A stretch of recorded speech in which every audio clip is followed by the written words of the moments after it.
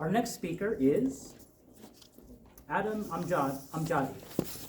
Adam Amjadi is a graduate student of creative writing who works in a variety of genres, including short fiction and poetry.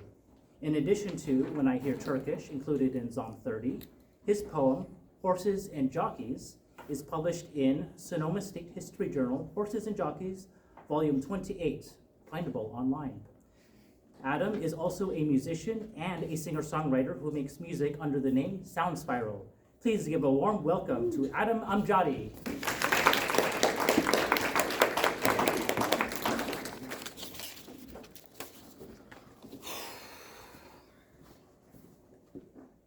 God, am I nervous.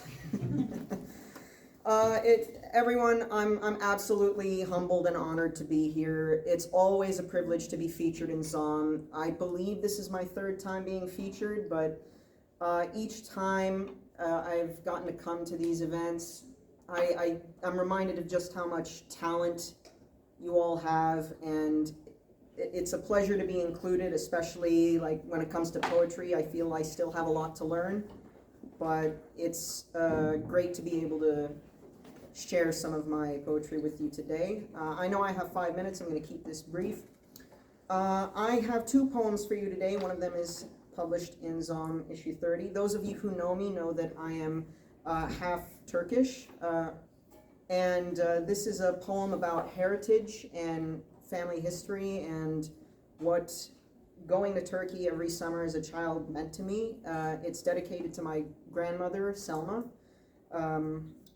And I think without further ado, we'll just start. It is called When I Hear Turkish. For Selma. When I hear Turkish, I first am reminded of the salt of the Mediterranean and summer heat that makes your face wet and the ground dry. Then I can smell cigarette smoke from my grandma's balcony. Anneanne, I call her, mother of my mother. And I am her torun, grandchild, a promise in the flesh. I see my other relatives, too, dancing at weddings, jovial, smiling as they greet each other.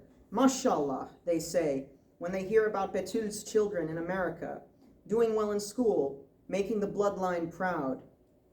The streets of Antalya materialize before me, and I taste the same kokoreç I grew up with, from the restaurant right across the street, by the apartment complex where I spent all my summers as a child. I picture a proud, headstrong people, in love with their vatan and their istiklal, with a long history yet so much to learn, much unspoken guilt between them all, but also resilience and a linkage of arms in the face of hardship. When I hear Turkish and the words roll off the tongue and into the ear, I access a deep, hidden knowledge of what a home can be.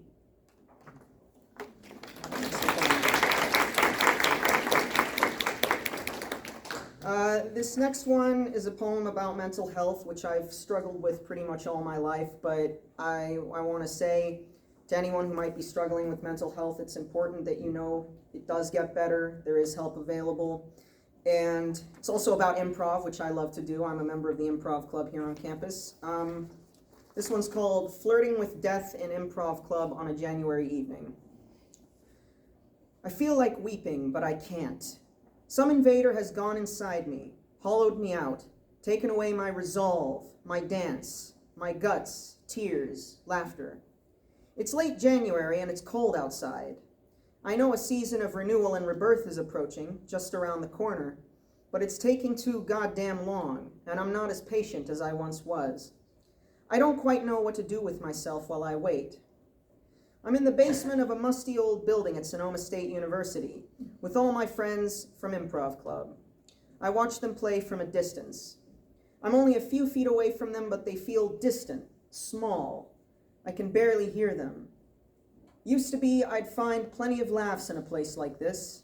One in my chest, a couple in my lungs, a handful in my belly, one hiding in my nostrils, another in my throat, waiting to hurtle through my mouth. Now there are none. I'm tired, tired, tired. Tired of the way time drags on. Tired of the bayonets of the soul. I want to be free of it all. I know I should stay grounded in this moment, but instead I start to think of the years ahead, and I wonder what'll fill them. All I see is blackness and pain. Terror tiptoes toward me from behind. Oh God, I think, not again. It's in this moment I get just an inch closer to understanding what compelled them.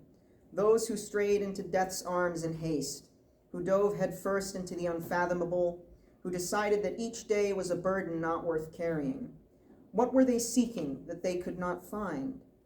I'll confess, I've peered into the abyss before, some nights when the despair is thickest, some days when the sunlight won't unshackle me, but instead feels like a curse, revealing something hideous, times of solitude, interrogation, malaise, years of rage turned inward, fermenting, becoming sadness. I've examined the easy way out. It's not one I want to take.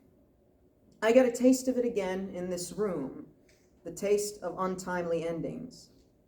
But with it comes hints of an understanding that as long as this heart is beating, there is still a hope which, like improv, I just can't quit. Thank you.